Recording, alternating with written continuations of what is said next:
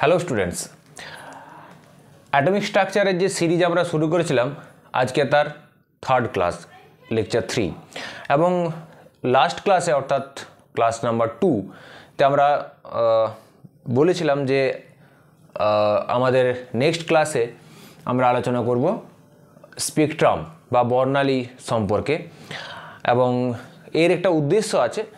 এই যে atomic spectrum যদি ব্যাখ্যা করতে হয় তাহলে আমাদেরকে ওভারঅল স্পেকট্রাম বিষয়টা ভালো করে জানতে হবে, এর তার অরিজিন কী, কীভাবে স্পেকট্রাম তৈরি হয়, এভরিথিংস আমরা আজকে খুব এই পুরো বিষয়টা আলোচনা করব এবং এটা খুব নলেজেবল হতে চলেছে।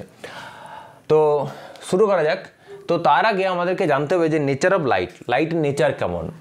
তো 1870-তে ম্যাক্সওয়েল প্রথম আলোর যে তরঙ্গ ধর্ম তার সম্পর্কে ধারণা দেন এবং ম্যাক্সওয়েল বলছেন যে লাইট হচ্ছে এক প্রকার ইলেকট্রোম্যাগনেটিক রেডিয়েশন। তো তার আগে নিউটনের টাইমে তখন বিজ্ঞানী আইজ্যাক নিউটন মনে করতেন যে আলো হচ্ছে পার্টিকেল, রাইট, অসংখ্য স্মল কণার স্রোত হচ্ছে লাইট। তো পরবর্তীকালে 1870-তে ম্যাক্সওয়েল ইলেকট্রোম্যাগনেটিক রেডিয়েশনের কনসেপ্ট নিয়ে আসলেন। তো এখানে কি বলা হচ্ছে ইলেকট্রোম্যাগনেটিক রেডিয়েশন আসলে কি না, কিভাবে ইলেকট্রোম্যাগনেটিক রেডিয়েশন জেনারেট হয় না, ম্যাক্সওয়েল বলছেন যে oscillating electric field and magnetic ফিল্ডের কম্বিনেশনে ইলেকট্রোম্যাগনেটিক রেডিয়েশন তৈরি হয়। তাহলে oscillating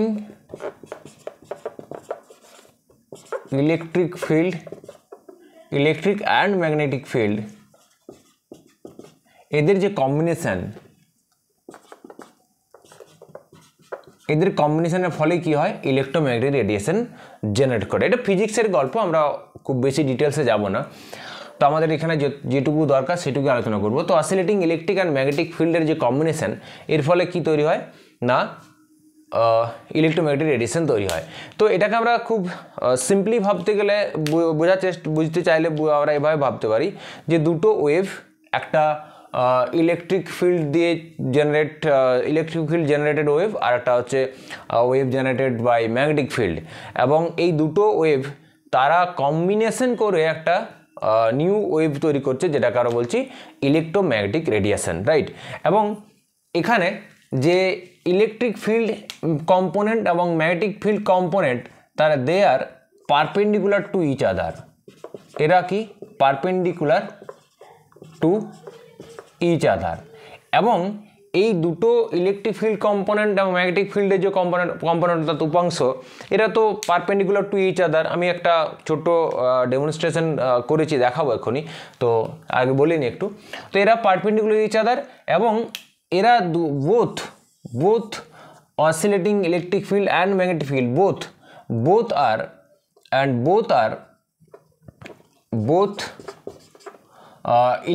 oscillating electric and magnetic field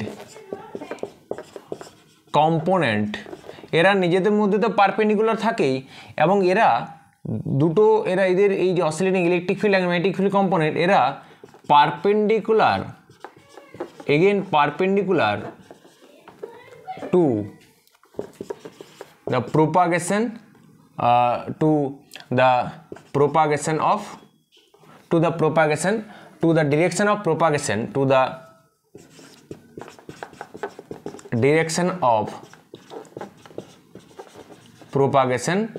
of the electromagnetic radiation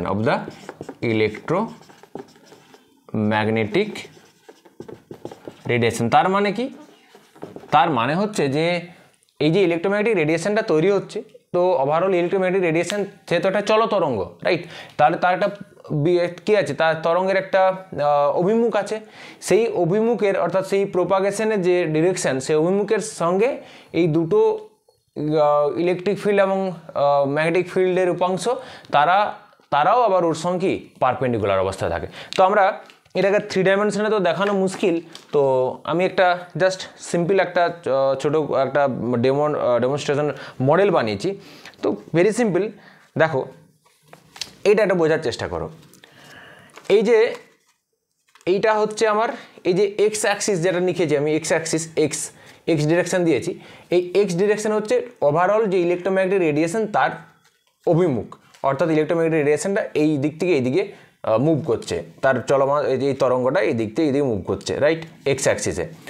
R Y Axis বরাবর আমার যে প্লেনটা আছে, অর্থাৎ এই প্লেনটা, এইটা টোটালটা, রাইট, এই পেজটা, রাইট, এই যে পুরোটা এই প্লেনটা হচ্ছে এক্স ওয়াই প্লেন। তাহলে ওয়াই অ্যাক্সিস বরাবর এইটা হচ্ছে এক্স ওয়াই প্লেন, আর এইটা হচ্ছে এক্স জেড প্লেন, রাইট, এই পেজটা এটা হচ্ছে, এইটা এক্স, এটা যে জেড অ্যাক্সিস, এটা ওয়াই অ্যাক্সিস, তাহলে এইটা হচ্ছে এক্স ওয়াই প্লেন, এই প্লেনটা, এই পুরো প্লেনটা এই দিক থেকে এই দিকটা পুরো এক্স ওয়াই প্লেন, আর এই পুরো পেজটা হচ্ছে এক্স জেড প্লেন, রাইট। এখন কি দেখতে পাচ্ছি যে এই যে ধরা যাক আমার এইটা হচ্ছে ইলেকট্রিক ফিল্ড, এই যে ব্লু লাইন, ব্লু যে ওয়েভটা দেখাচ্ছে আমরা, এই যে ব্লুটা এখান থেকে শুরু হচ্ছে এদিকে যাচ্ছে, এটা হচ্ছে এক্স ওয়াই প্লেনে যে ইলেকট্রিক ফিল্ড কম্পোনেন্ট। আর এক্স জেড প্লেনে এটা ধরা যাক জেড, এটা এক্স, তাহলে এক্স জেড প্লেন মানে এইটা, রাইট, এই পেজটা, এই যে ব্ল্যাক ওয়েভটা দেখতে পাচ্ছি ব্ল্যাক, এইটা এক্স জেড প্লেনে, এরা হচ্ছে দুটো কিন্তু একে অপরের পারপেন্ডিকুলার, এবং তারা আবার এই দুজন আবার এই যে ডিরেকশনে কি হচ্ছে ওয়েভটা প্রোপাগেট করছে তার সঙ্গেও পারপেন্ডিকুলার, রাইট। আশা করি ব্যাপারটা বোঝা গেল।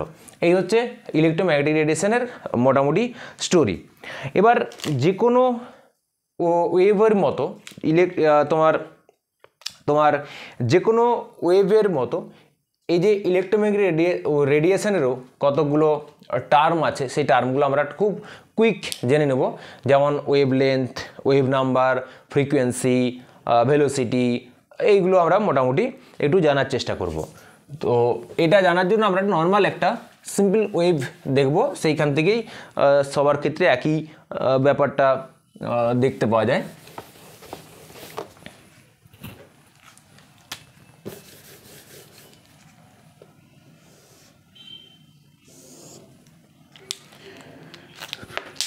সাপোজ এইটা একটা ওয়েভ, রাইট, এটা একটা ওয়েভ। এখানে এইগুলোকে আমরা বলি বিস্তার, এটা বলা হয় বিস্তার, অর্থাৎ ওয়েভটা জেনারেট হয়েছে এইভাবে। এইটা হচ্ছে তার স্টেশনারি সিচুয়েশান, এই যদি এইটাকে এক্স অ্যাক্সিস ধরি, এটা আমার স্টেশনারি সিচুয়েশান। তো মানে মোটামুটি ভাবো একটা স্ট্রিং বা একটা দড়িকে এই প্রান্তে ধরো আটকে দেওয়া আছে কোনো হুকে, একটা দেওয়ালে, আর এই প্রান্তে ধরে যদি আমরা ঝাঁকাই তাহলে এই দড়িটা কী হবে, এইরকম একটা ওয়েভ জেনারেট করবে, অর্থাৎ এই ওয়েভটা এইরকম যাবে, আবার এই দিক থেকে রিটার্ন ব্যাক করে আসবে, সেটাকে আমরা স্টেশনারি ওয়েভ বলি। আমরা যখন ওই ডুয়েল নেচার অফ ইলেকট্রন পড়বো তখন আলোচনা করব ডেফিনেটলি। তো আমাদের আপাতত ওয়েভকে নিয়ে ওয়েভের টার্মগুলো সম্পর্কে একটু জানতে হবে। এখানে এগুলো বলা হয় বিস্তার, অর্থাৎ এই যে স্টেশনারি স্টেট অর্থাৎ নিউট্রাল স্টেট থেকে কত দূর উপরে উঠছে আর কতটা নিচে নামছে, এটা হচ্ছে বিস্তার। এবার আর যে টার্মটা আমরা আলোচনা করবো সেটা হচ্ছে ল্যামডা হচ্ছে ওয়েভ লেন্থ। ল্যামডা কি বলা হয়, ওয়েভ লেন্থ মিনস একটা কমপ্লিট ওয়েভ তৈরি করতে হলে যতটা ডিস্টেন্স ট্রাভেল করতে হবে একটা ওয়েভকে, সেইটা হচ্ছে ওয়েভ লেন্থ। মানে এই ওয়েভটা এখানে শুরু, রাইট, এখান থেকে শুরু হয়ে এইটা একটা কমপ্লিট ওয়েভ, যে পয়েন্টে শুরু হচ্ছে আবার ফিরে যখন এই পয়েন্টে ফিরে আসবে এইভাবে, তখন তোমার এইটাকে আমরা বলি এটা একটা প্লাস ফেজ, এটা মাইনাস ফেজ পেরিয়ে যখন আবার এখানে ফিরে আসবে সেটা হচ্ছে একটা কমপ্লিট ওয়েভ। তো এই যে ডিস্টেন্সটা হচ্ছে ল্যামডা, রাইট। আবার কোনো বইতে দেখবে দেওয়া আছে, অনেকের হয়তো কনফিউশন হতে পারে, আর কোনো বইতে দেওয়া আছে এরকম যে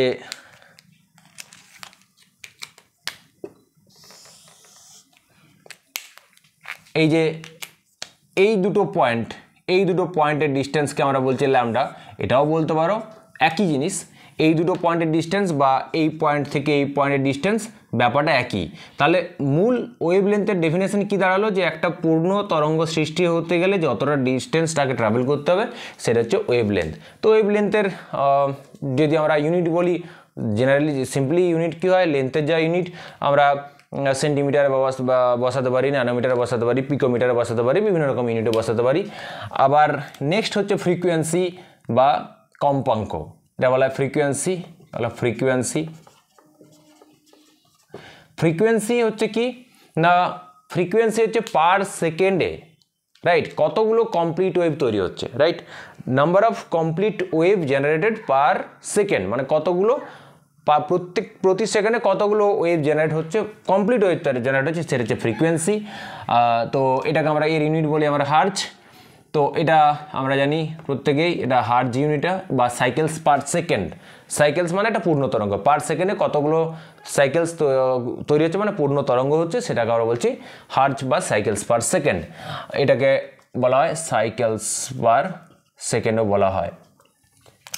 এবার যে টার্মটা আলোচনা করব সেটা হচ্ছে ওয়েভ নাম্বার, নিউ বার, এটাকে আমরা বলি ওয়েভ নাম্বার।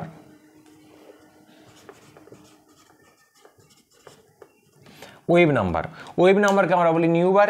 নিউ বার মানে কি না 1 সেন্টিমিটার ডিস্টেন্সে, রাইট, 1 সেন্টিমিটার ডিস্টেন্সে কতগুলো কমপ্লিট ওয়েভ তৈরি হচ্ছে সেটা হচ্ছে ওয়েভ নাম্বার, রাইট।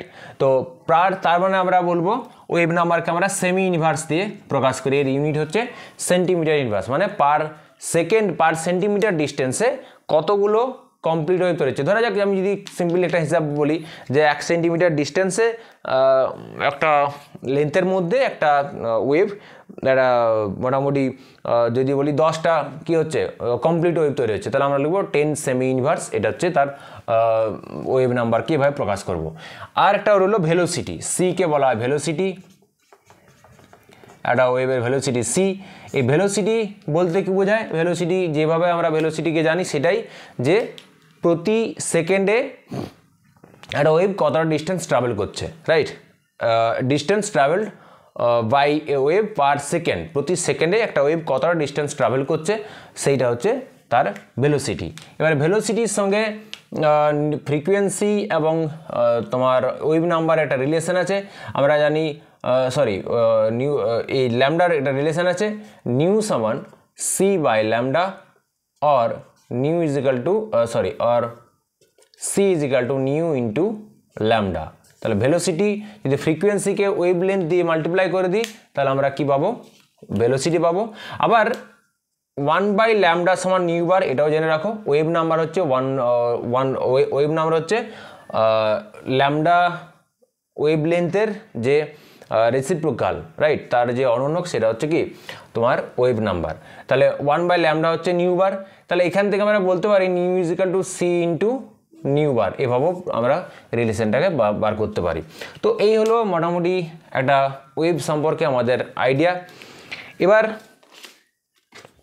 আমরা মূল জায়গাতে চলে যাব, যেটা আমাদের ইন্টারেস্ট মূল এখানে আলোচনা করার, যে ইলেকট্রোম্যাগনেটিক রেডিয়েশন কত ধরনের হতে পারে, right, types of electromagnetic radiation. অর্থাৎ সূর্য থেকে, ধরা যাক সূর্য হচ্ছে আলটিমেট সোর্স অফ লাইট, তাহলে সূর্য থেকে যে রেডিয়েশন, সূর্য থেকে যে সমস্ত রেডিয়েশন নিঃসরণ হয় সেই রেডিয়েশনগুলো কিন্তু বিভিন্ন রকম তাদের নাম দেওয়া হয়েছে according to their wave length or wave number, right. অর্থাৎ সূর্য থেকে যখন অসংখ্য যে তরঙ্গ ইলেকট্রোম্যাগনেটিক রেডিয়েশন সূর্য থেকে ছড়াচ্ছে সেইগুলোকে আমরা কতগুলো নামে সেগুলোকে আমরা ডিনোট করছি, কার উপর ডিপেন্ড করে, depending on wave number, range of wave number. আমি এটা এখন আসছি একটু পরে। তো কি কি নাম দেওয়া আছে সেগুলো আগে লিখে নেওয়া যাক। যেমন ধরো কসমিক রে, গামা রে, এক্স রে, ইউভি মানে আল্ট্রাভায়োলেট, ভিজিবল রে, আইআর ইনফ্রারেড রে, তারপর আছে মাইক্রোওয়েভ রে, তারপর রেডিও ওয়েভ আছে। তো এরকম পরপর এরকম আমরা এইভাবে এদেরকে সাজাবো, এবং এই দিক থেকে এই দিকে কী হবে না ল্যামডা ডিক্রিজ করবে আর ফ্রিকোয়েন্সি ইনক্রিজ করবে। তো তার মানে হচ্ছে, ভুল বললাম, ল্যামডা হচ্ছে ইনক্রিজ করবে আর ফ্রিকোয়েন্সি ডিক্রিজ করবে। অর্থাৎ যত আমরা কসমিক রে থেকে রেডিও ওয়েভ দিকে যাব কী হবে, ওয়েভ লেন্থ বাড়তে থাকবে আর ফ্রিকোয়েন্সি কমতে থাকবে, কারণ ফ্রিকোয়েন্সির সঙ্গে ওয়েভলেন্থের উল্টোর সম্পর্ক, মানে রেসিপ্রোকাল সম্পর্ক। তো যাই হোক, তো এখানে একটা বিষয় আমাদের জানার আছে যে কসমিক রে হোক বা গামা রে বা এক্স রে, ইউভি, ভিজিবল, যাই হোক না কেন, এই রেডিয়েশনগুলো মানে কোনো একটা পার্টিকুলার ওয়েভলেন্থের ওয়েভকে ইন্ডিকেট করছে না। এটা কিন্তু খুব ভালোভাবে মাথায় রাখবে।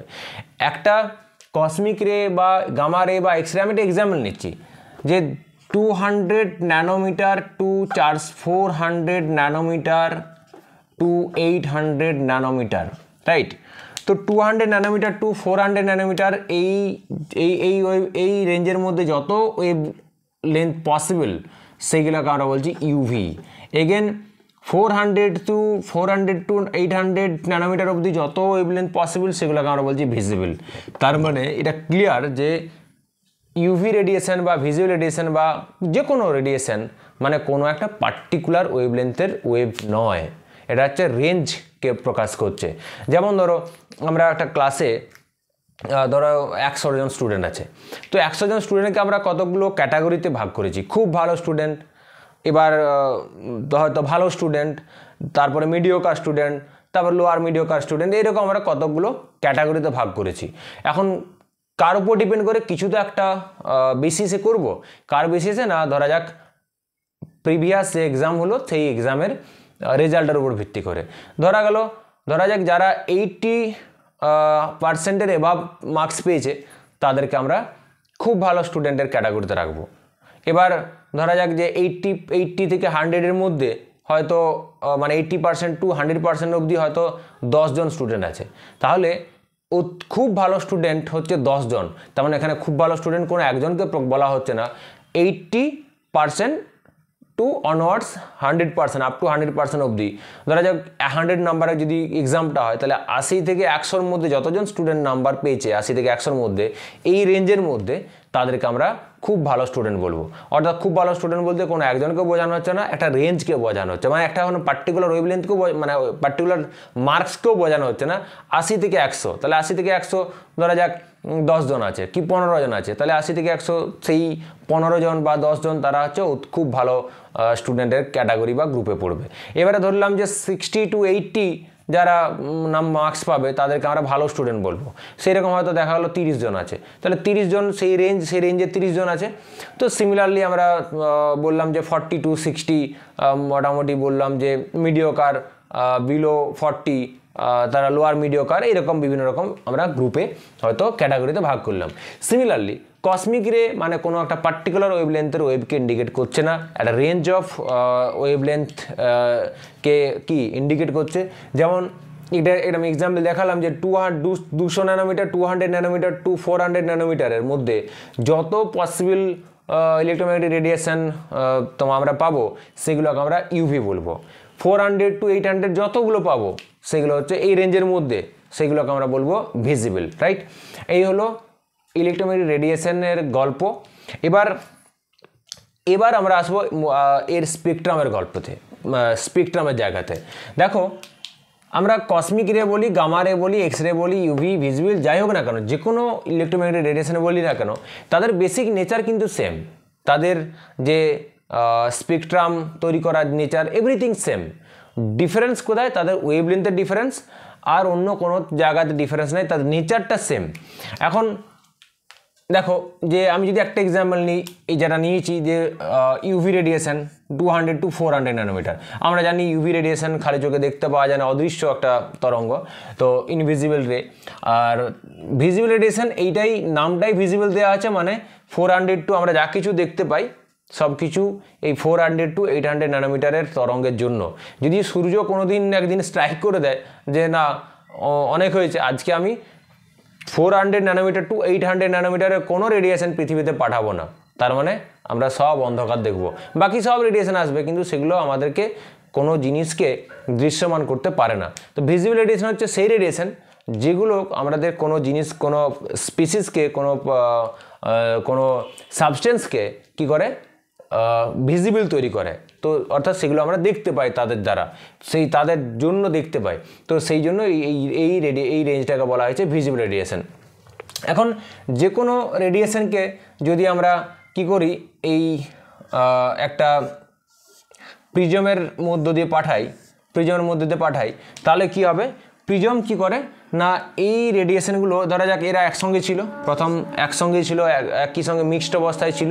মানে আমি আগের ক্লাসে একটা এক্সাম্পল দিয়েছিলাম যে ধরা যাক তোমরা হয়তো 15 জন একটা একই গ্রুপের 15 জন স্টুডেন্ট, মানে হয়তো বললাম যদি ওই খুব ভালো ক্যাটাগরি ধরা যাক 15 জন স্টুডেন্ট আছো, তারা একই সঙ্গে হয়তো কোনো একটা সিনেমা হলে সিনেমা দেখতে যাচ্ছ, একই সঙ্গে যাচ্ছ, তো তোমরা একই ক্যাটাগরির মধ্যে আছো, খুব ভালো স্টুডেন্ট। এবার তোমরা টিকিট কেটে হয়তো টিকিট কেটে দেখা গেলো সবার সিট নাম্বার এক জায়গাতে নেই, মানে বিভিন্ন জায়গায় রোতে পড়ে গেছে, বিভিন্ন জায়গায় পড়ে গেছে। তো তোমরা একসঙ্গেই ঢুকছো, যেখানে যে গেটকিপার থাকবে সে কী করবে, তোমাদেরকে সিট নাম্বার অনুযায়ী তোমাদেরকে বিভিন্ন ডিরেকশনে তোমাদেরকে পাঠিয়ে দেবে। অর্থাৎ তোমরা ছিলে একসঙ্গে, কী হয়ে যাবে, তোমরা আলাদা আলাদা ডিরেকশানে চলে যাবে, অর্থাৎ পৃথক হয়ে যাবে, সেপারেটেড আউট হয়ে যাবে নিজেদের মধ্য থেকে। তো সিমিলারলি এখানে যে কোনো একটা টাইপ, কসমিক হোক গামা হোক, যে কোনো একটা টাইপ রেডিয়েশনকে আমরা এখানে যদি ভাবি, তো এরা একসঙ্গে মিলেমিশে একসঙ্গে আসছিল বিম অফ রেডিয়েশন। তো এরা যখন কোথায় পড়ছে, এখানে এই প্রিজমের মধ্যে পড়ছে, প্রিজম কী করবে, ওই গেটকিপারের কাজটা করবে। প্রিজম এদেরকে তাদের বিভিন্ন ওয়েভলেন্থের ওয়েভলেন্থ ওয়াইজ তাদেরকে কী করবে, বিভিন্ন দিকে তাদেরকে সেপারেট আউট করবে। তো এবং তারপর যদি এখানে আমরা একটা পর্দায় ফেলি, তো তারা সেই পর্দায় তারা সেই ওইগুলো পড়ে কী করবে, একটা করে যে যেটা তৈরি করবে সেটা আমরা বলবো স্পেকট্রাম বা বর্ণালী। এখানে একটা স্টোরি আছে। কি স্টোরি, যে এখানে যদি আমরা কসমিক রে, গামা রে, অর্থাৎ ভিজিবল রে বাদ দিয়ে, এই ভিজিবল রেডিয়েশন বাদ দিয়ে যে কোনো রেডিয়েশন পাঠাই, আমরা এখানে পর্দা দিলে কিচ্ছু দেখতে পাবো না, আমাদের খালি চোখে কিচ্ছু দেখতে পাবো না। কারণ এই রেডিয়েশনগুলো, এই ভিজিবল বাদ দিয়ে কোনো রেডিয়েশন, কোনো ক্যাটাগরি রেডিয়েশন আমাদেরকে দৃশ্যমানতা তৈরি করতে পারে না। তার মানে এইগুলোকে যদি আমাদেরকে এদের স্পেকট্রাম, এগুলোকে আমরা বলি স্পেকট্রাম বা বর্ণালী। অর্থাৎ এরা যখন একসঙ্গে ছিল, তারা যখন ডিফারেন্ট ডিরেকশানে তারা কী হয়েছে, ডিফ্রেকশন হয়ে গেছে, তো অর্থাৎ তারা ছড়িয়ে গেছে আলাদা আলাদা ডিরেকশানে। এবং তারপর যখন পর্দায় ফেলার পরে তারা কী করেছে, পর তাদের ওয়েভলেন্থ ওয়াইজ তারা যখন অ্যারেঞ্জড হয়ে গেছে, তখন যেটা তৈরি হয় সেইটাকে আমরা বলছি যে ব্যান্ড তৈরি হয়, বা বাংলায় বলা পটি তৈরি হয়, সেটাকে আমরা বলছি স্পেকট্রাম, রাইট। এখন এই যে স্পেকট্রাম, এটা কিন্তু ভিজিবল স্পেকট্রাম নয়। যদি আমরা ভিজিবল রেডিয়েশন না নিয়ে cosmic, gamma, X ray, UV, IR, microwave, radio wave, যে কোনো একটা ওয়েভ নিয়ে যদি আমরা এই এক্সপেরিমেন্টটা করি, খালি চোখে আমরা এখানে কিচ্ছু দেখতে পাবো না, কারণ এরা সবাই ইনভিজিবল রেডিয়েশন। তো এগুলোকে স্টাডি করতে গেলে আমাদেরকে সেরকম ইনস্ট্রুমেন্টের সাহায্যে স্টাডি করতে হবে, খালি চোখে স্টাডি করা যাবে না। তাহলে খালি চোখে কোনো একটা স্পেকট্রামকে স্টাডি করতে গেলে সবচেয়ে যে রেডিয়েশনকে নিতে হবে সেটা হচ্ছে ভিজিবল রেডিয়েশন, রাইট। তো ভিজিবল রেডিয়েশন ধরা যাক, এখানে আমরা একটা ভিজিবল রেডিয়েশনের সোর্স নিয়েছি, এটা হচ্ছে সোর্স। ধরা যাক একটা মোমবাতি বা টর্চের আলো, কি যাই হোক, এটাকে আমরা বলছি হোয়াইট লাইট। কি বলা হয়? হোয়াইট লাইট বলা হয়, এবং কন্টিনিউয়াস, এটা হোয়াইট লাইট বলা হয়, এটা হচ্ছে কন্টিনিউয়াস লাইট। মানে কি হোয়াইট লাইট আগে বলে নিই। হোয়াইট লাইট মানে হচ্ছে আমরা এই ভিজিবল রেডিয়েশনে হোয়াইট লাইট বলতে যখন সমস্ত পসিবল ওয়েভলেন্থের ওয়েভ যে রেডিয়েশনের মধ্যে প্রেজেন্ট আছে সেইটাকে আমরা বলছি হোয়াইট লাইট। মানে ধরো ভিজিবল রেডিয়েশনে যে রেঞ্জ সেটা 400 ন্যানোমিটার টু 800 ন্যানোমিটার। তো যদি আমরা একটা টর্চের আলো জ্বালাই, কি বাল্ব থেকে আলো জ্বালাই, কি সূর্যের আলোকে ব্যবহার করি, তাহলে সেখানে ভিজিবল রেঞ্জের মধ্যে যত রেডিয়েশন সম্ভব সবগুলোই সেখানে পসিবল, সেগুলো প্রেজেন্ট আছে সেখানে। তার জন্য সেটাকে আমরা হোয়াইট বা সাদা আলো দেখি, সাদা দেখি। আমরা নিচু ক্লাস থেকে পড়ে আসছি যে সমস্ত কালার মিশে কী হয়, সাদা হয়।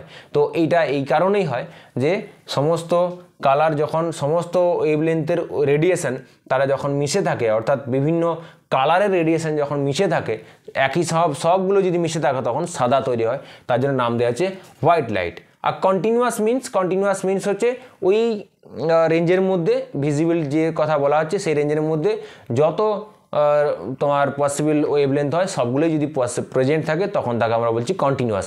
কন্টিনিউয়াস ইন দ্য সেন্স মানে কোনো মাঝে ব্রেক নাই, সোজা কথা। ধরা যাক আমি বললাম যে 400 থেকে 800 ন্যানোমিটারের মধ্যে 450 ন্যানোমিটারের ওয়েভলেন্থের ওয়েভটা এখানে নেই, তাহলে এটা এই লাইটটা কন্টিনিউয়াস লাইট হলো না। কন্টিনিউয়াস লাইট মানে পরপর পরপর যতগুলো পসিবল সব থাকবে সেই রেঞ্জের মধ্যে, তাহলে সেটাকে আমরা বলছি কন্টিনিউয়াস লাইট রেডিয়েশন।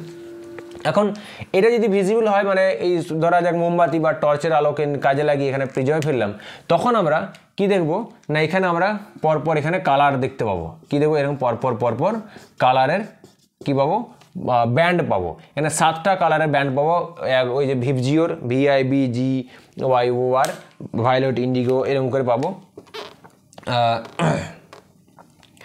তোমার VIBGYOR violet indigo blue green yellow orange আর রেড। আমরা পর সমস্ত কালারগুলো, 7টা কালারে কী পাবো, পর পাবো। এখানে তো আমার কাছে অতগুলো কালার নেই, তাহলে আমার এখানে 7টা কালার দেখিয়েও লাভ নেই। তো মোটামুটি কি ধরা যাক এটা ভায়োলেট, এটা ইন্ডিগো, এটা ব্লু, এটা গ্রিন, ইয়েলো, অরেঞ্জ, রেড, এভাবে পর কী হবে, তারা অ্যারেঞ্জ হয়ে যাবে এবং এদের মধ্যে কোনো গ্যাপ থাকবে না। যে পরপর যে দুটো কালার এদের মধ্যে কোনো কি থাকবে না, কোনো গ্যাপ থাকবে না। তার জন্য এই স্পেকট্রামকে বলছি আমরা কন্টিনিউয়াস স্পেকট্রাম। কন্টিনিউয়াস মানেই হচ্ছে যেখানে কোনো গ্যাপ নেই, রাইট, সেটা হচ্ছে কন্টিনিউয়াস স্পেকট্রাম।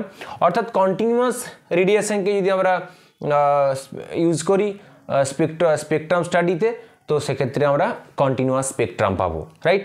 তো এবার কসমিক রে হলে তার কসমিক রে তার স্পেকট্রাম, গামা রে হলে তার নিজস্ব স্পেকট্রাম। অর্থাৎ যে কোনো রেডিয়েশনকে যদি আমরা যদি আমরা প্রিজমের মধ্যে পাঠাই, তাহলে সেই প্রিজম কী করবে, ওদের ওয়েভলেন্থ ওয়াইজ বিভিন্ন ডিরেকশানে তাদেরকে ডিফ্লেক্ট করবে। তো সেই ডিফ্র্যাকশনের ফলে কী হবে, তারা সেপারেট আউট হয়ে যাবে, একে অপর থেকে আলাদা পৃথক হয়ে যাবে এবং পৃথকভাবে পর্দায় পড়ে একটা বর্ণালী তৈরি করবে বা স্পেকট্রাম তৈরি করবে। এগুলো সব কন্টিনিউয়াস স্পেকট্রাম, কিন্তু একমাত্র ভিজিবল স্পেকট্রাম বাদ দিলে বাকি কোনো স্পেকট্রামকে আমরা খালি চোখে দেখতে পাই না, কিন্তু স্টিল স্পেকট্রাম জেনারেট হয় এবং nature of spectrum exactly same. কার মতো, ভিজিবলের মতো। ভিজিবলের ক্ষেত্রে আমরা কি খালি চোখে দেখতে পাই, এটাই সুবিধা, কিন্তু বাকিদের ক্ষেত্রেও সেম ঘটনাই ঘটে। এই হচ্ছে স্পেকট্রামের গল্প। এবার আমরা স্পেকট্রামের টাইপস দেখব, কত ধরনের স্পেকট্রাম হতে পারে, রাইট। তো স্পেকট্রাম হতে পারে দু ধরনের। যদি আমরা ব্রডলি কে ভাবি,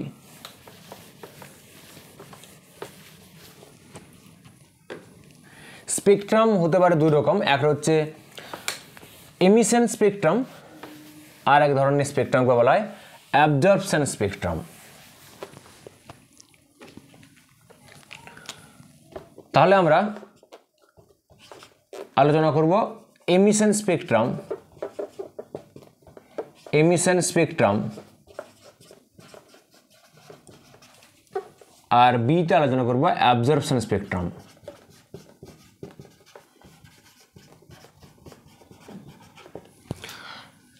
এই এমিশন স্পেকট্রাম কি আর অ্যাবজর্পশন স্পেকট্রাম কি,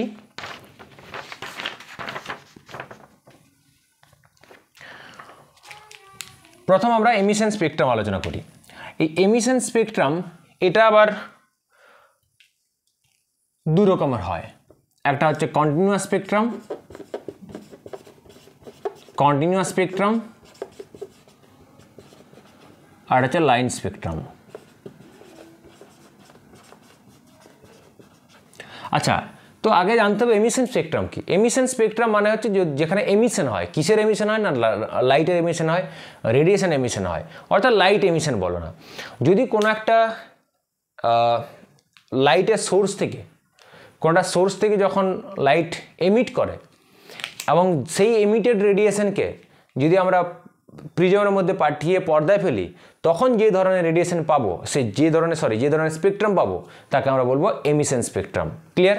তো যে কোনো সেটা কি হতে পারে, the light source could be a bulb, electric bulb, it could be a candle, এটা হতে পারে, বা it could be a excited atom, an excited atom. এটা কী হতে পারে, একটা এক্সাইটেড অ্যাটমও হতে পারে। অর্থাৎ সেক্ষেত্রেও আমরা কী পাবো, এই এমিশন স্পেকট্রাম পাবো। অর্থাৎ একটা অ্যাটমকে যদি এক্সাইটেড করে দিই, তো বা কোনো একটা গ্যাসকে যদি গ্যাসের মধ্যে ইলেকট্রিক ডিসচার্জ করি, তাহলে সে কী এক্সাইটেড হবে এবং সেখান থেকে সে লাইট রেডিয়েশন এমিট করে। তার এক্সাম্পল হচ্ছে যে ওই যে নিয়ন বাতি আমরা বলি, নিয়ন বাতি অর্থাৎ নিয়ন গ্যাসকে কোনো একটা বাল্বের মধ্যে বা একটা টিউবের মধ্যে যদি আমরা রেখে দিয়ে সে ইলেকট্রিক ডিসচার্জ করি, অর্থাৎ ইলেকট্রিসিটি পাঠিয়ে নিয়ন গ্যাসকে এক্সাইটেড করি, অর্থাৎ তাকে এনার্জি দিয়ে, ইলেকট্রিক্যাল এনার্জি দিয়ে তাকে এক্সাইটেড করি, তাহলে কী হয়, সে ওই লাল কালারের লাইট এমিট করে, রেড। তার জন্য আমরা নিয়ন বাতি বলি না, খুব উজ্জ্বল লাল রঙের দেখতে পাওয়া যায় বিভিন্ন অ্যাডভার্টাইজমেন্ট, যেখানে ডিজিটাল অ্যাডভার্টাইজমেন্টে যেখানে ওই বিভিন্ন রকম অ্যাডভার্টাইজমেন্টে কোনো দোকানে বা বড় বড় শপিং মলে আমরা এগুলো দেখতে পাই। এটা হচ্ছে সেই ধরনের, ওগুলোকে বলা হয় যে এমিশন স্পেকট্রাম। এবার এমিশন স্পেকট্রাম দু রকম হয়, কন্টিনিউয়াস আর লাইন। তো কন্টিনিউয়াস কখন হয়, কন্টিনিউয়াস হয় যদি আমার কন্টিনিউয়াস লাইট নিয়ে, যদি লাইটের যে সোর্স সেই সোর্সটা যদি কন্টিনিউয়াস লাইট হয়, রাইট, যে সোর্স থেকে লাইটটা নিঃসরণ হচ্ছে সেটা যদি কন্টিনিউয়াস লাইট হয়, তাহলে আমরা কন্টিনিউয়াস স্পেকট্রাম পাবো। আবার বলছি, অনেকবার বললাম, কন্টিনিউয়াস স্পেকট্রাম মিনস যেখানে কোনো গ্যাপ থাকবে না, যে রেঞ্জের কথা ভাবছি, যে একটা পার্টিকুলার রেঞ্জের ওয়েভলেন্থের মধ্যে সব ওইগুলো যদি প্রেজেন্ট থাকে, তাহলে আমরা পরপর যে বর্ণালীর পাবো, স্পেকট্রাম পাবো, কোনো উইদাউট এনি গ্যাপ, সেইটাকে আমরা বলছি কন্টিনিউয়াস স্পেকট্রাম। যেটা একটু আগে দেখালাম, যে একটা যদি মোমবাতি নিয়ে তাকে যদি আমরা মোমবাতির আলোটাকে যদি কী করি, প্রিজমের মধ্যে ফেলে একটা পর্দায় ফেলি, তাহলে আমরা পরপর 7টা কালার দেখতে পাবো। কারণ হোয়াইট লাইট হচ্ছে 7টা বিভিন্ন কালারের লাইটের রেডিয়েশনের সমষ্টি, রাইট। এবং তাদের এই যে কালার, কোনো একটা রেডিয়েশনের কালার ডিপেন্ড করে কার উপর, তার ওয়েভলেন্থের উপর। তো এটা আমরা পরে আরও আলোচনা করব, যখন কালার আলোচনা করব। যাই হোক, তো কন্টিনিউয়াস স্পেকট্রাম কখন পাবো, যদি লাইট সোর্সটা কন্টিনিউয়াস হয়, মানে যে সোর্স থেকে লাইট নিঃসরণ হচ্ছে সেটা যে কন্টিনিউয়াস লাইট হয়, তাহলে আমরা কন্টিনিউয়াস স্পেকট্রাম পাবো, অর্থাৎ কোনো গ্যাপ পাবো না। আর লাইন স্পেকট্রাম কখন পাবো, এটা হচ্ছে ইন্টারেস্টিং, যখন লাইন স্পেকট্রামকে আমরা অ্যাটমিক স্পেকট্রামও বলে থাকি, এটাকে আমরা কি বলে থাকি, অ্যাটমিক স্পেকট্রামও বলে থাকি, অ্যাটমিক স্পেকট্রামও বলে থাকি। কেন, ধরা যাক এখানে আমার কোনো একটা গ্যাস চেম্বার আছে, এখানে ধরা যাক হাইড্রোজেন হোক বা কোনো একটা গ্যাস আছে, সেই গ্যাসটাকে আমরা কি করব, এখানে ইলেকট্রিক ডিসচার্জ করে একে কী করবো, এক্সাইটেড করবো, মানে কি একে বাইরের থেকে এনার্জি সাপ্লাই করব। এনার্জি সাপ্লাই করলে কি হবে, এখান থেকে সে লাইট নিঃসরণ করবে, যে লাইট নিঃসরণ করবে সেই লাইটকে আমরা কি করব, এখানে এই প্রিজমের মধ্যে ফেলবো, দিয়ে এখানে প্রিজমের মধ্যে পাঠাবো, প্রিজমের থ্রু দিয়ে পাঠিয়ে এখানে একটা পর্দার উপর ফেলবো। এখানে কি দেখবো, এখানে আমরা যেটা অবজার্ভ করবো, এখানে যে অবজার্ভ করবো, সেখানে যেটা কী অবজার্ভ করবো, যে এখানে এই যে পরপর কালারগুলো কিন্তু আসছে না, কি আসছে, এরকম পরপর কালার পাচ্ছি না, তার জায়গায় কি পাচ্ছি, কতগুলো কালারের লাইন পাচ্ছি। যদি আমরা ভিজুয়াল রেডিয়েশন নিই, তাহলে কালার খালি চোখে দেখতে পাবো, আদারওয়াইজ দেখতে পাবো না, যেটা আগে আলোচনা করলাম। এই ধরা যাক কতগুলো লাইন পেলাম, অর্থাৎ এখানে আমরা ধরা যাক ব্লু, রেড আর গ্রিন, 3টে লাইট পেলাম, 3টে লাইন পেলাম, লাইন বা রেখা। তার মানে এইগুলো কি আছে, এই যে এই ব্যাকগ্রাউন্ডটা, এগুলো হচ্ছে ব্ল্যাক, তার মানে আমরা এই যে ব্ল্যাক মানে কি, এগুলো ব্ল্যাক বলতে কি, এখানে কোনো রেডিয়েশন পৌঁছায়নি, কোনো কালারের রেডিয়েশন পৌঁছায়নি। ব্ল্যাক ইন দ্য সেন্স এখানে কোনো কালার রেডিয়েশনে পৌঁছায়নি, শুধুমাত্র এখান থেকে কটা রেডিয়েশন পেয়েছি আমরা, 1টা 2টো 3টে, যদি আমরা এই হিসাবে হয়। বাকি পুরো এই যে তার যে স্ক্রিনটা বা পুরো যে পর্দাটা, তার যে পর্দা পুরোটা হচ্ছে কি, ব্যাকগ্রাউন্ড হচ্ছে পুরোটা ব্ল্যাক। মনে মনে ভাবা যেতে পারে যে একটা ব্ল্যাক ব্যাকগ্রাউন্ডের উপর 3টে কি কালার্ড লাইন, এইখানে আমরা এই হিসাবে, এখানে যেটা আমি দেখেছি স্যার, তার উপর 3টে কালার লাইন। তো এখানে আমরা কি পাচ্ছি, কোনো কন্টিনিউয়াস স্পেকট্রাম পাচ্ছি না, পাচ্ছি কি লাইন। এখানে ওই যে এখানে দেখো এই লাইন, এই ব্লু আর রেডের মাঝে একটা গ্যাপ আছে, এই গ্যাপটা মানে কি, এখানে পুরো ব্ল্যাক, তার মানে এইখানে কোনো রেডিয়েশন পৌঁছায়নি, তার মানে এখানে গ্যাপ হয়ে আছে, তার জন্য আমরা কি পাচ্ছি, কন্টিনিউটি আমার নষ্ট হয়ে গেছে। এখানের পরে এখানে পাচ্ছি, আবার এখান থেকে এখানের মাঝেও কিছুটা ব্ল্যাক এরিয়া, তার মানে এখানেও কন্টিনিউটি লস হয়ে গেছে। কন্টিনিউটি লস হয়েছে মানে এখানে যে ওই রেডিয়েশনগুলো পৌঁছানোর কথা ছিল সেগুলো আসেনি, মানে সেই রেডিয়েশনগুলো মিসিং। এখানে যে রেডিয়েশনগুলো আসার কথা ছিল সেগুলো মিসিং, অর্থাৎ যতটা ব্ল্যাক এরিয়া দেখতে পাচ্ছ সেখানে যে রেডিয়েশনগুলো আসার কথা ছিল সেগুলো হচ্ছে মিসিং।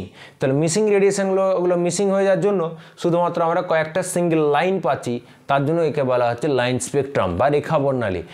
দেখা গেছে কোনো একটা অ্যাটমকে, সে হাইড্রোজেন হোক নাইট্রোজেন হোক, যে কোনো অ্যাটমকে যখন কোনো অ্যাটমের যখন আমরা স্পেকট্রাম স্টাডি করি, তাকে এক্সাইট করে তার সেখান থেকে যখন রেডিয়েশন এক্সাইট করলে সে রেডিয়েশন এমিট করবে, সেই এমিটেড রেডিয়েশনকে যদি আমরা প্রিজমের মধ্যে পাঠিয়ে পর্দায় ফেলি তাহলে আমরা কী দেখব, এরকম লাইন স্পেকট্রাম অবজার্ভ করব। হ্যাঁ, বিভিন্ন অ্যাটমের ক্ষেত্রে হয়তো বিভিন্ন রকম নাম্বার অফ লাইন পাওয়া যাবে বা বিভিন্ন কালারের লাইন পাওয়া যাবে, কিন্তু কন্টিনিউয়াস থাকবে না, লাইন তৈরি হবে।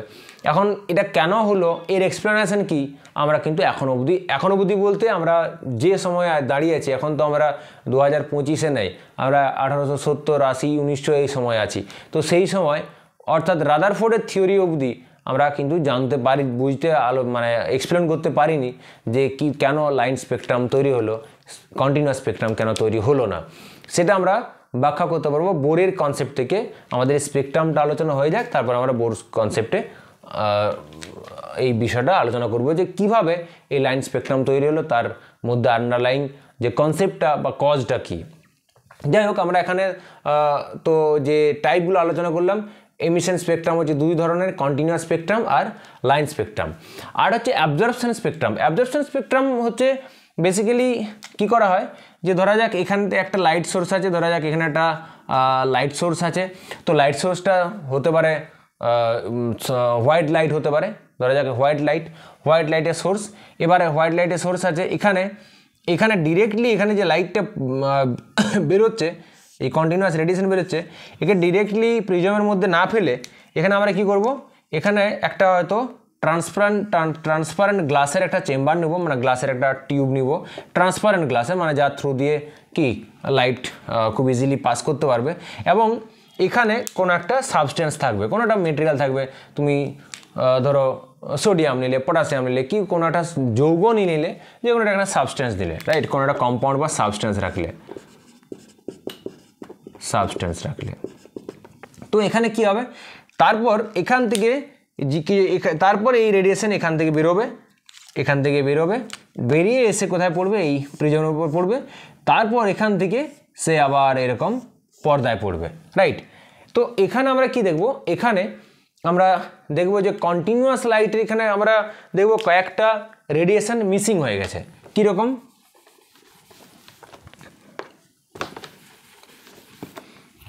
ধরা যাক আমি এখানে কন্টিনিউয়াস রেডিয়েশন নিয়েছি, কন্টিনিউয়াস লাইট নিয়েছি, তাহলে যদি এই সাবস্টেন্সটা না থাকতো তাহলে আমরা এখানে কন্টিনিউয়াস স্পেকট্রাম পেতাম, রাইট। এখানে আমরা কন্টিনিউয়াস স্পেকট্রাম পেতাম, মানে পর কালারের ব্যান্ড পেতাম, মানে এখানে কোনো গ্যাপ থাকতো না, পর কালারের ব্যান্ড পেতাম, এটা কন্টিনিউয়াস স্পেকট্রাম। কিন্তু এখানে কি হয়েছে, এই যে একটা সাবস্টেন্সের থ্রু দিয়ে যাচ্ছে, এই সাবস্টেন্স কি করে জানো, এই সাবস্টেন্স এক বা একাধিক রেডিয়েশনকে অ্যাবজর্ব করে নেয়। যে রেডিয়েশন এর মধ্যে দিয়ে পাস করছিল সেই রেডিয়েশনে কোনো এক বা একাধিক ওয়েভলেন্থের রেডিয়েশনকে সে অ্যাবজর্ব করে নিল। যদি অ্যাবজর্ব করে নেয় তাহলে কী হবে বলো তো, সেই রেডিয়েশন তো এখানে পৌঁছাবে না। মানে এখানে ধরা যাক আমি যদি একটা বোঝার সুবিধার জন্য বলি, ধরা যাক এখান থেকে 7টা রেডিয়েশন বেরিয়েছে, তার মধ্যে থেকে এখানে একটা রেডিয়েশনকে সে অ্যাবজর্ব করে নিয়েছে। তো যদি ধরা যাক এখান থেকে 7টা রেডিয়েশন বেরিয়েছে, দিয়ে এখানে যদি কিছু সাবস্টেন্স না থাকতো তাহলে হয়তো আমরা এইখানে পরপর সব কালারগুলো পেতাম। কিন্তু দেখা গেল যে এই হয়তো একটা রেডিয়েশন কী করেছে, একটা রেডিয়েশনকে অ্যাবজর্ব করে নিয়েছে। তো একটা রেডিয়েশনকে অ্যাবজর্ব করে নেওয়ার পর ফলে কী হয়েছে, তাহলে সেই রেডিয়েশন তো আর এখানে বেরোয়নি, এবং এখানে না বেরোলে এখানেও তো আর অ্যাবসেন্ট হয়ে যাবে। তার ফলে আমরা এখানে একটা ব্ল্যাক লাইন পাবো। ধরা যাক সেটা যদি সাবস্টেন্স না থাকতো তাহলে হয়তো এইখানে এই জায়গায় পড়তো, এই রেডিয়েশনটা যেটা অ্যাবজর্ব করেছে সেটা তো এখানে পড়তো, যেহেতু এটা অ্যাবজর্ব করে নিচ্ছে তাহলে এখানটা আমরা ব্ল্যাক পাবো। ব্ল্যাক লাইন মানে এটা কোনো রেডিয়েশন নয়, এটা ব্ল্যাক বলতে বোঝানো হচ্ছে এখানে কোনো ওই যে রেডিয়েশন এক্সপেক্টেড ছিল, যে রেডিয়েশন আসার কথা, সেই রেডিয়েশনটা পৌঁছায়নি। তো যে রেডিয়েশনটা পৌঁছায়নি, যে ওয়েভলেন্থের ওয়েভটা পৌঁছায়নি, ডেফিনেটলি সেই ওয়েভলেন্থের ওয়েভটা কী হয়েছে, এই সাবস্টেন্স অ্যাবজর্ব করে নিয়েছে। তার জন্য এই ধরনের স্পেকট্রামের নাম বলা হয়েছে অ্যাবজর্পশন স্পেকট্রাম, রাইট। তো এই হলো মোটামুটি একটা স্পেকট্রামের ক্লাসিফিকেশন আমাদের আলোচনার বিষয়ে, যেটা আগের দিন বলছিলাম করব। এখন আমরা আলোচনা করব খুবই ইম্পর্ট্যান্ট একটা পার্ট, সেটা হচ্ছে লাইন স্পেকট্রাম অফ হাইড্রোজেন।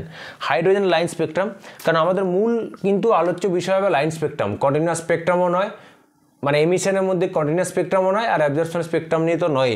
আমাদের এখানে পুরো অ্যাটমিক স্ট্রাকচারে আলোচনা হবে এই লাইন স্পেকট্রাম নিয়ে। তাহলে একটা লাইন স্পেকট্রামকে এটা এক্সপেরিমেন্টালি দেখা যাক, এটা লাইন স্পেকট্রাম কার, হাইড্রোজেনের। তো হাইড্রোজেনের লাইন স্পেকট্রাম কীরকম হয়, ভিজিবল রেঞ্জে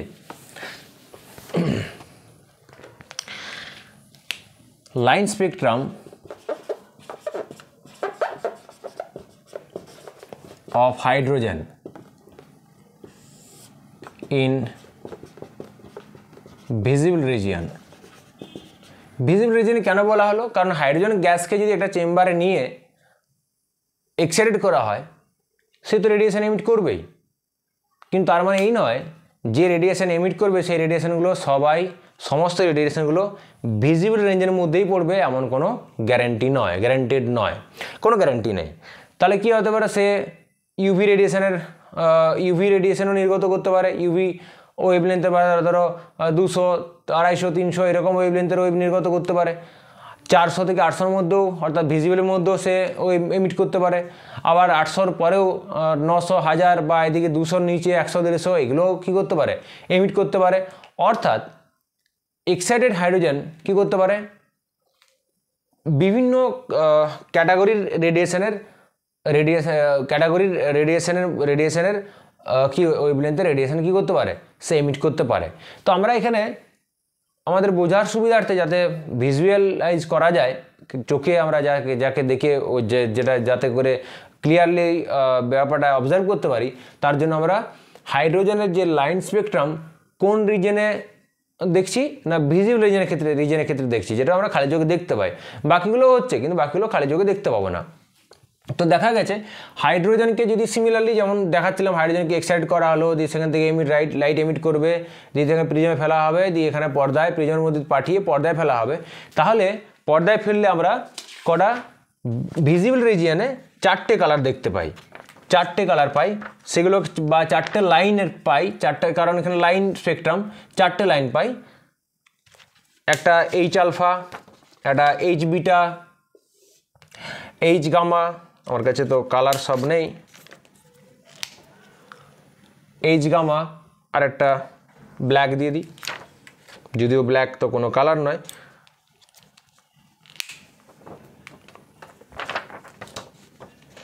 আর H delta, right.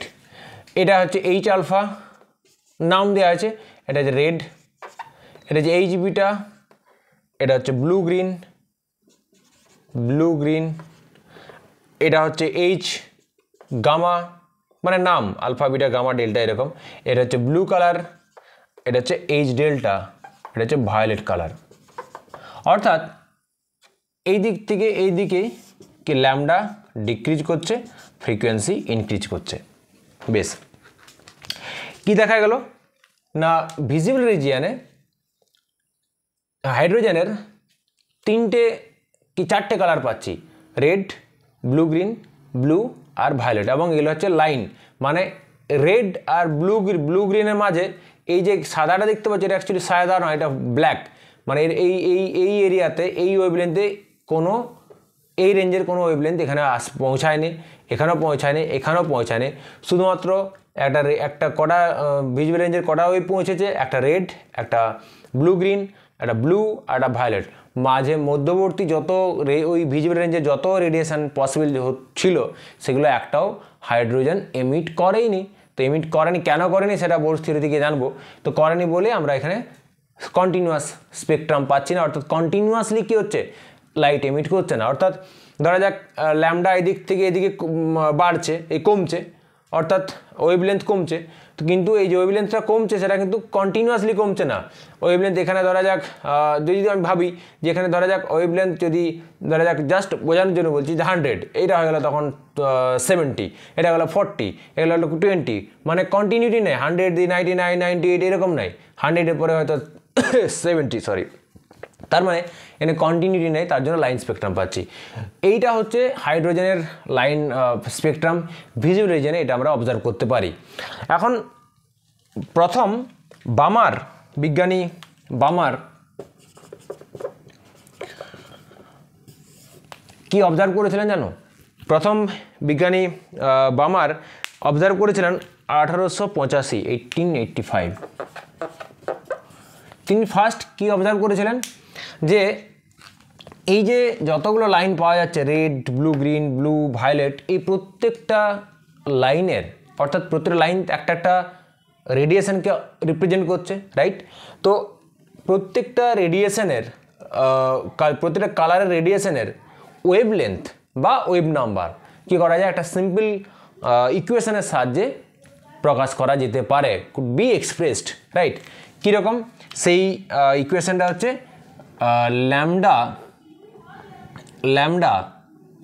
Wave number is equal to 1/λ সমান r ইন্টু 1/2² মাইনাস 1/n²। এটা ফার্স্ট বামার অবজার্ভ করেছিলেন। কীরকম? এখানে বামার কি বলছেন যে n is equal two 3, 4, 5, 6 and so on হতে পারে। অর্থাৎ ধরা যাক আমি বলছিলাম যে এই রেড লাইনটার কি, তোমার রেড লাইনটার যে ওয়েভটার জন্য রেড কালারটা পাওয়া গেছে, তাহলে সেই রেডিয়েশনটার ওয়েভলেন্থ কত? তখন কি বসানো হয়েছে? n সমান 3 বসালে আমরা এইচ আলফা লাইনের ওয়েভলেন্থ পেয়ে যাব, ওয়েভলেন্থ ল্যামডা বা এখানে ওয়েভ নাম্বার পেয়ে যাব। 4 বসালে এইচ বিটা পাবো, 5 বসালে এইচ গামা পাবো, আর 6 বসালে এইচ ডেল্টা পাবো। আর আর এইচ কি, এখানে আর এইচে লিখি, আর এইচ হচ্ছে এটার কনস্ট্যান্ট, একে বলা হয় রিডবার্গ কনস্ট্যান্ট। কি বলা হয়? Rydberg constant. এর ভ্যালু হচ্ছে 1.0967 into 10⁷ metre inverse, 10⁷ metre inverse. এটা হচ্ছে একটা কনস্ট্যান্ট ভ্যালু। তো আমরা যদি বলি যে এইচ আলফা লাইনের ওয়েভলেন্থ বা ওয়েভ নাম্বার কত, কী করে পাবো? এই হিসাব করবো, এই তো কনস্ট্যান্ট ভ্যালু, এটা 1/2² মাইনাস 1/n, এর ভ্যালু তখন 3 বসাবো, তাহলে আমরা এইচ আলফা পাবো। এর ভ্যালু যদি 4 বসায় তাহলে এইচ বিটা লাইনের ওয়েভলেন্থ পেয়ে যাবো বা ওয়েভ নাম্বার পেয়ে যাবো। 5 বসালে সিমিলারলি 5 and 6 বসালে ব্লু অ্যান্ড ভায়োলেট রেসপেক্টিভলি আমরা পেয়ে যাব। এইটা প্রথম বামার অবজার্ভ করেছিলেন। তার জন্য এই যে সিরিজটা, এই সিরিজটার নাম দেওয়া আছে বামার সিরিজ। কি নাম দেওয়া আছে? বামার সিরিজ। এই যে ভিজিবল রেঞ্জের যে সিরিজটা, কিসের? স্পেকট্রামের সিরিজ, এটা প্রথম বামার অবজার্ভ করেছিলেন বলে নাম দেওয়া আছে বামার সিরিজ, রাইট? পরবর্তীকালে আরও বিভিন্ন বিজ্ঞানী,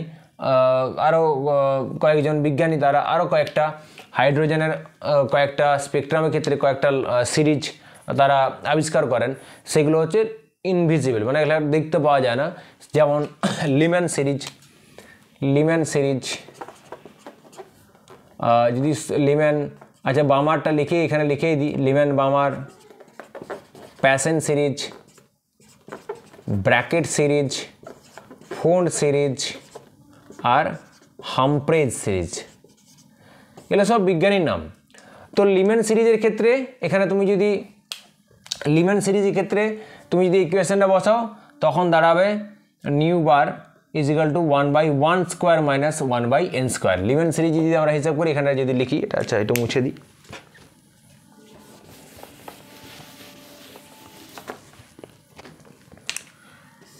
যদি আমরা লিম্যান সিরিজের কথা ভাবি,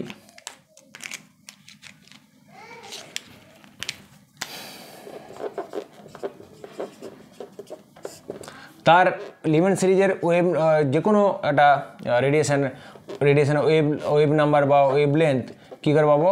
আর H into 1/1 square minus 1/n square, এইটা মাথা রাখলে হবে। যদি 1 হয় এইটা, যদি 2 হয় তাহলে বামার, এটাতে বামার, এটা অলরেডি দেখালাম। 1 হলে লিমেন, প্যাসেন হলে কি হবে, প্যাসেন হলে new bar is equal two হবে 1/λ সমান RH into 1/3 square minus 1/n square.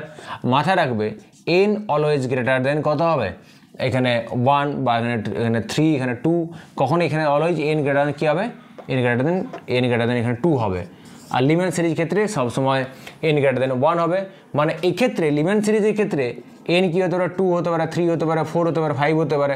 বামা সিরিজের ক্ষেত্রে n ভ্যালু 3, 4, 5 হতে পারে, মানে যেটা এখানে যে নাম্বারটা ধরছি তার চেয়ে বেশি হতে হবে। আর প্যাসেন সিরিজের ক্ষেত্রে কী হতে হবে, n ভ্যালু হতে হবে n হতে হবে 4, 5, 6, কারণ প্যাসেনের ক্ষেত্রে আমরা 3 ধরেছি। সিমিলারলি ব্র্যাকেটের ক্ষেত্রে এখানে আমরা 4 ধরবো, তখন n ভ্যালু 5, 6 হবে। ফোনের ক্ষেত্রে এখানে 5 ধরবো, তখন 6, 7, 8 হবে। হামপ্রেজের ক্ষেত্রে এখানে 6 ধরবো, তখন n হবে 7, 8 অ্যান্ড সো অন। তো এই হলো লিমেন, বামার, প্যাসেন, ব্র্যাকেট, ফুন্ড আর হামপ্রেজ। এই লিমেন সিরিজ হচ্ছে ইউভি রেঞ্জের মধ্যে পড়ে, লিমেন সিরিজ হচ্ছে ইউভি রেঞ্জের মধ্যে পড়ে, বামার ভিজিবল রেঞ্জের মধ্যে পড়ে, অলরেডি আমরা আলোচনা করলাম। প্যাসেন, ব্র্যাকেট এবং ফুন্ড এরা হচ্ছে আইআর রেঞ্জের মধ্যে পড়ে, আর হামপ্রেজ পড়ে ফার আইআর, মানে তার চেয়েও কম ওয়েভলেন্থের ওয়েভ রেডিয়েশনগুলো ফার আইআর বলে।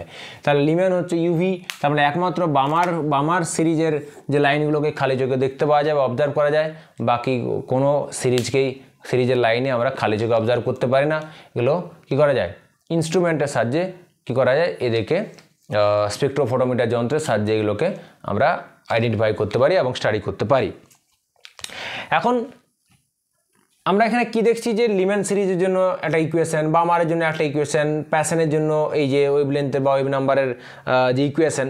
তো রিডবার্গ কি করলেন না, একটা ইকুয়েশন, রিডবার্গ একটা ইকুয়েশন দিলেন, যে ইকুয়েশনের সাহায্যে আমরা কি করতে পারি, যে যত সিরিজ আছে লিমেন, বামার, প্যাসেন, ব্র্যাকেট, ফুন্ড, হামপ্রেজ, সমস্ত সিরিজের সিরিজের যে কোনো ওয়েভের ওয়েভলেন্থ বা ওয়েভ নাম্বার আমরা একটা ইকুয়েশনের সাহায্যেই কী করতে পারি, ক্যালকুলেট করতে পারি। সেই ইকুয়েশনটা কি, যেটাকে আমরা রিডবার্গ ইকুয়েশন বলি।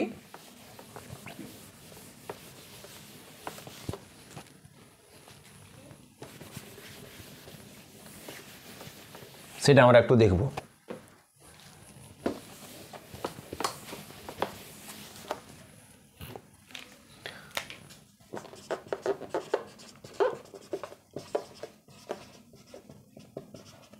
এগুলো কিন্তু সব হাইড্রোজেনের জন্য হচ্ছে।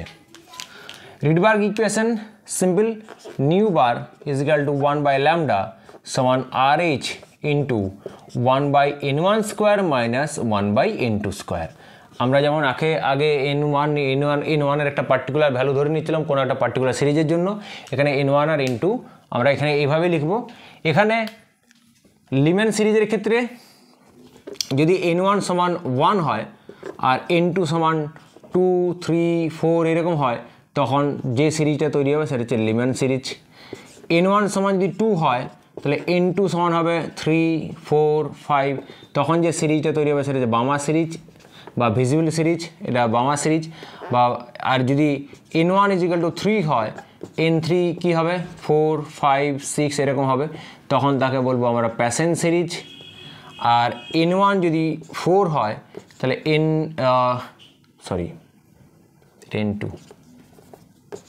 n2 হবে 5, 6, 7 অ্যান্ড সো অন, তখন হবে ব্র্যাকেট সিরিজ। n1 সমান 5 হলে n2 ইজ ইকুয়াল টু হবে 6, 7, 8 ডট করে, এটা হলো ফুন্ড সিরিজ। আর n1 ইজ ইকুয়াল টু 6 হলে n2 হবে 7, 8 ডট করে, তখন তাকে বলা হয় হামপ্রেজ সিরিজ। তো এই জেনারেল ইকুয়েশনটার সাহায্যে আমরা যে কোনো সিরিজের যে কোনো লাইনের ওয়েভ লেন্থ বা ওয়েভ নাম্বার ক্যালকুলেট করতে পারবো। এবং পরবর্তীতে আমরা যখন বোর থিওরি পড়বো এবং বোর থিওরির অ্যাপ্লিকেশান পড়বো, সেখানে বোর থিওরিকে কাজে লাগিয়ে আমরা এই রিডবার্গ ইকুয়েশনকে আবার প্রতিষ্ঠা করব, রাইট। হিডেনবার্গ ইকুয়েশনকে জাস্টিফাই করব কার সাহায্যে? বোর থিওরির সাহায্যে। তো এইটা আমাদের নেক্সট ক্লাসে বা নেক্সট কোনো একটা ক্লাসে আলোচনা হবে। তো আজকের আমাদের যে ক্লাসে আলোচনার বিষয় ছিল স্পেকট্রাম, মোটামুটি পুরো আলোচনা আমরা করে ফেলেছি। নেক্সট ক্লাসে আমরা বোরের অ্যাটমিক মডেল পড়ব, রাইট। তো দেখা হচ্ছে নেক্সট ক্লাসে।